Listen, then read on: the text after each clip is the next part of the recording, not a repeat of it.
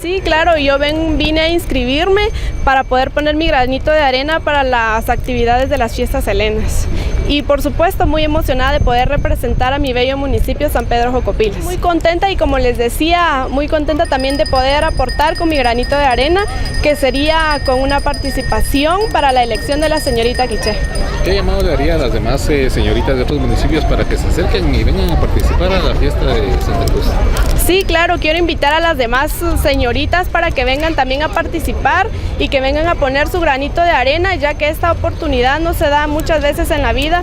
La oportunidad de poder participar se da solo una vez en la vida y hay que aprovecharla. San Pedro Jocopilas siempre ha enviado a sus candidatas también para que aporten con su granito de arena y ellas también han estado presentes en cada participación y cada actividad a las que se les ha invitado.